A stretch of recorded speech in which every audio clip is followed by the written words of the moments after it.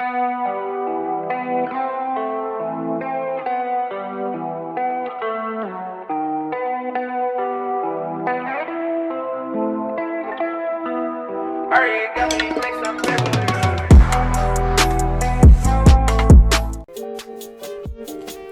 to the Bushido gang. What's up, guys? It's Attack on Samurai, and welcome to a news update on Pokemon Sword and Shield.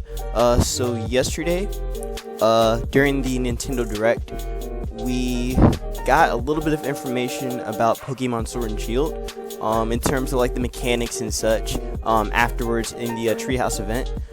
So I'm just gonna break down what they were talking about, and they also had a demo as well in the during the showcase.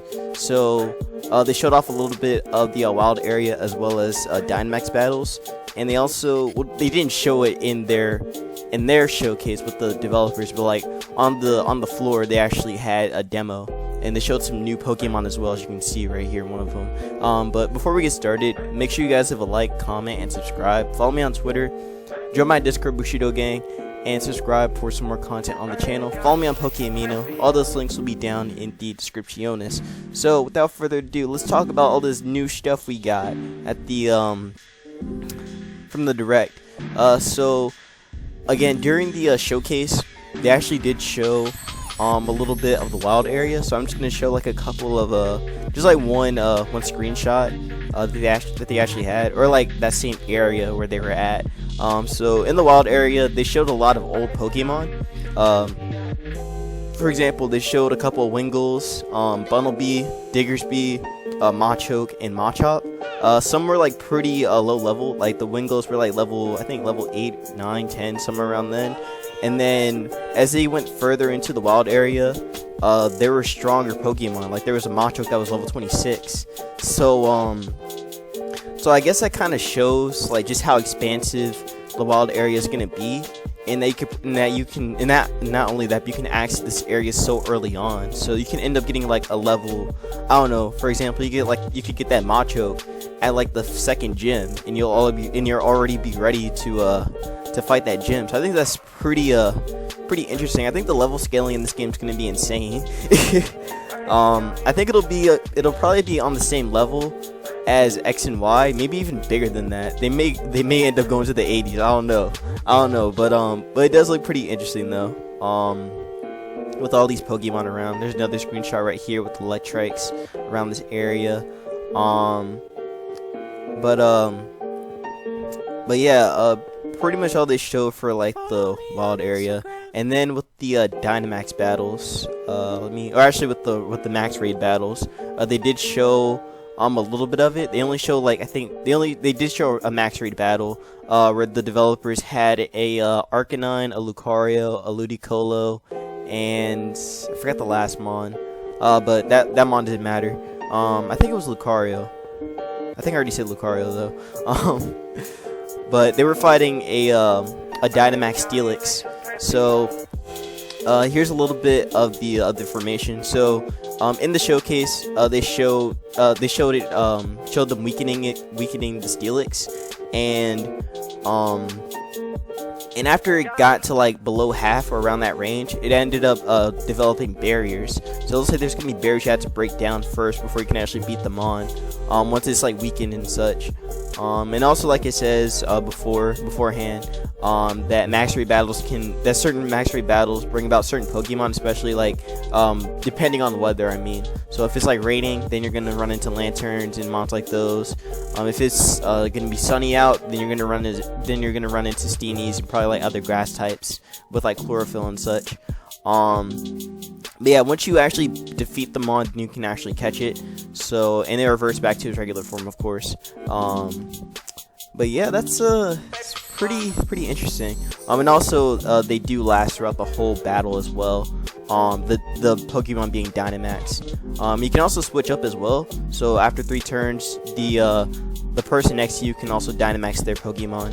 So yeah, again, pretty interesting. I wonder how they're gonna do this, like, cause I know that with Pokemon Go they have like certain Pokemon that show up and such.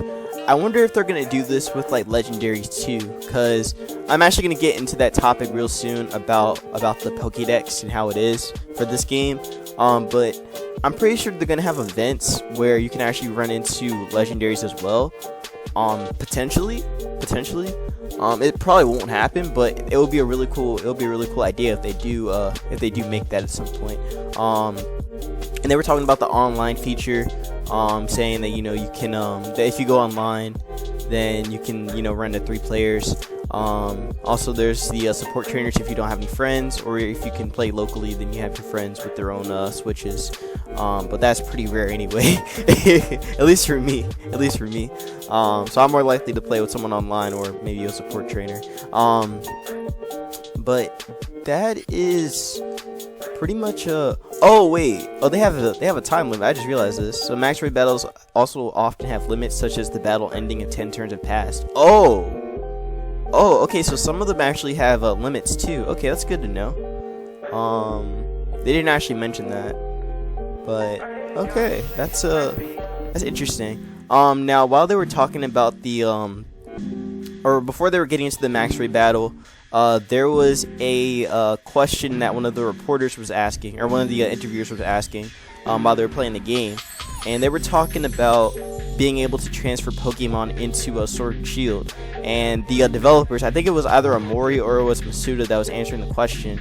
But basically, it goes to this article that I found from Kotaku. I sound like I'm doing a video or a presentation for like a class or something.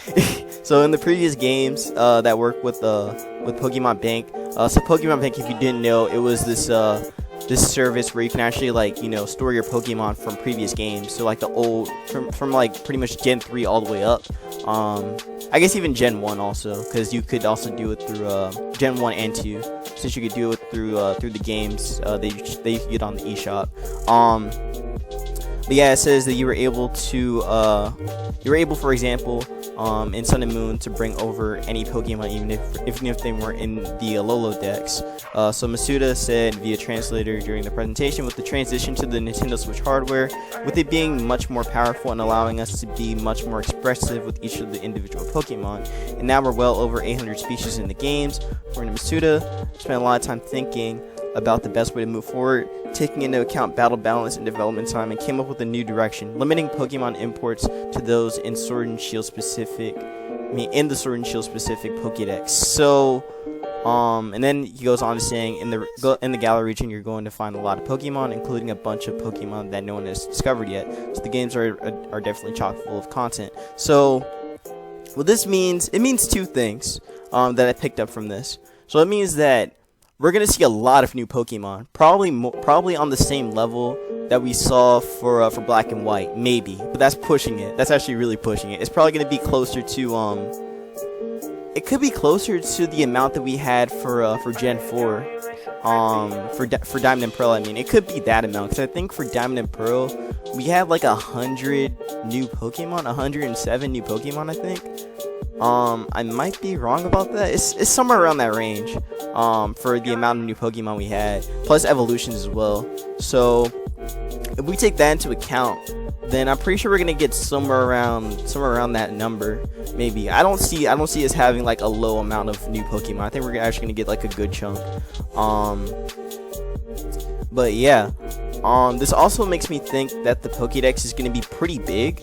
I'm going to say it's going to be on the same level as it was for the Kalos region, which had about 300 new Pokemon. I mean, which had not 300 new Pokemon, but 300 Pokemon in it. So I think we're going to get somewhere around that range, maybe even closer to 400. So we're probably going to get half the Dex, which sucks a little bit. It definitely does once we get the game. But honestly, I don't think it's going to be that bad. I think a lot of people are just looking at it as like, oh, I'm never going to be able to transfer my Pokemon again. I don't think that's actually the case. What I actually think is happening is that they're doing what they did with X and Y, where it took them about 2 to 3 months to actually let us put all of our transfer our Pokemon into Pokemon Bank. Because when Pokemon Bank came out, it was like early January, maybe like, I think it was like early January that we were actually able to import older Pokemon into the games. We're able to use our older Pokemon in X and Y. So I think it's gonna be the same case with this. There was also something about the translator saying, or Masuda saying, but I think it was a translation issue or a translation error, where they were saying that Dynamax the Dynamaxing Pokemon would what's it called? They would replace Mega Evolution and Z moves. For one, I don't think they're gonna replace Mega Evolution because Mega Evolution is too iconic to the games. Like it also definitely gave them a lot of profit as well for X and Y, because a lot of people just enjoyed using those Megas and seeing their old Mons have like a new design, being stronger and everything. And competitively, Mega Evolution is just so important. So there's no way they're gonna drop that. Z moves, someone said, Z moves might not be coming back according to what Masuda was saying in the translation, but again, like I said, that's not very likely. I wouldn't mind if they were gone. I personally don't like Z moves that much. Like, they were okay when they first came out, but now I'm just like, you know what? It's not worth it. I don't want these. I'd be fine if they brought the gems back. That would be really cool. But if they do bring back Z moves, which I mean they will anyway, I'd be fine with them bringing back the Normalium Z and the Z moves for the legendaries, and also for the starters as well. I'd be fine with those, but outside of that, nah. They can stay. They can stay where they were in Gen 7. But yeah, I really don't think this limiting Pokédex thing is going to be too big of an issue. Also, it does add a lot more for us to actually like experiment with the new Pokemon, and also we get to play a little bit more with Dynamaxing. It will suck that we won't be able to do Mega Evolution for a little bit, but I really don't think it's going to be that bad. And honestly, I think Mega Evolution is going to be in the game anyway, or it's probably still going to be in the game anyway, because like I said, it's too iconic. And there are already a couple of Pokemon in the game that can already Mega Evolve. Like, we already saw Charizard, we saw Manectric, we saw Tyranitar. I think it was just those 4 so far. I might be missing a couple. Let me know in the comments if I'm missing some Pokemon that we've seen so far that can actually Mega Evolve, because I think I'm missing a couple of them. But yeah, I really don't think this is something we should be worrying about. Again, they're gonna add these Pokemon in later on, so I'm not worried about it. I'm pretty much looking forward to these games for the most part. But yeah, it will suck that we won't be able to use like old Pokemon though, but it won't be that bad. But I think that pretty much wraps it up for the interview. We'll probably hear more information about this, because I'm pretty sure that what Masuda said will confuse some people. So there might be like a add-on to it, maybe, but I highly doubt it. I think he kind of made his point clear. But yeah, I'm gonna expect that just like with X and Y, we're probably gonna get the home feature of we're gonna get the home, like be able to use Pokemon Home, like, or be able to transfer our stuff in from the old games into Sword and Shield, like probably like I'm gonna say like either early February or late January. That's what I'm gonna say. Because I think that was around the same time when Pokemon Bank came out. So I think I'm gonna expect that, because the game comes out November 13th, I believe. So 2 months, maybe 3 months will be good enough for them. So yeah. I think that's pretty much it for the interview. So let's move on to the new Pokemon that were actually shown off. So here's one of these new Pokemon that got shown off in the demo. So this one, well, actually, hold up, let me find it real quick. Hold up, I found it earlier. Oh yeah, okay, here we go. So these are the new Pokemon right here. Oh, you actually have a really cool moveset.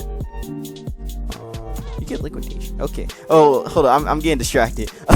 Okay, so these are the new Pokemon that got shown off. So we have Yamper, the Corgi electric Pokemon that was actually shown off in a leak. So apparently that leak is looking more and more credible. So what that means for me is that I shouldn't be looking at that leak, because it probably pretty much in that leak it's almost like confirmed that, you know, that whatever's in that leak, I'm gonna assume it's confirmed, so I'm not gonna look at it. I'm not looking at it anymore. Yeah, it's an electric type. It has an ability called Ball Fetch. So basically, if you throw a Pokeball and it fails the first time, it'll recover it. So that's a nice ability. Hopefully it gets something better if it evolves, because I'm pretty sure it's gonna evolve. And then Impidimp is our first dark and fairy type, so that is really cool. Someone said that this mon actually walls the Lottie twins, which is really funny. This mon has such a really good typing. Its design though is kind of off, because I really can't tell like where it's at, because like you kind of see its face and everything, but like if you look here, most Pokemon have like a mouth like this. I kind of think of Snivy when I see this mouth, so I'm just like, is that a mouth? But then I'm kind of just like, it looks like a nose, and then you see its mouth and everything and its teeth, and then you're just like, is that a tongue? But yeah, I couldn't really tell what it was, but it looks like a tongue. And at first I thought it was his belly or whatever, but yeah, interesting Pokemon. Really can't wait to see what more it has to show for us. It didn't have an ability, unfortunately, or it didn't show an ability in the demo. So we don't know what it does. But design wise, it looks like it's gonna be pretty fast. It'll probably evolve into something faster too. So yeah. We'll probably hear more about these mons in the coming days. Maybe we'll hear about some evolution for these. Probably not though. But yeah, again, like I said previously in my last vid, I do like how they're not showing a lot of Pokemon this time around, because again, that's what ruined Sun and Moon for me. Them showing so much, so much stuff. So I like how they're being a little bit more secretive now.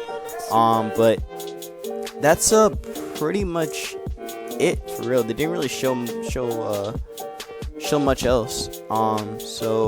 I'll be back for more Pokemon Sword and Shield news once we get some more stuff. We'll probably hear something from Koro eventually. But yeah, if you guys did enjoy, make sure you guys have a like, comment, and subscribe. Follow me on Twitter, join my Discord Bushido gang, and subscribe for some more content on the channel. Also follow me on Pokeamino. All those links will be down in the description. So yeah, peace out. Oh shit, I made this egg.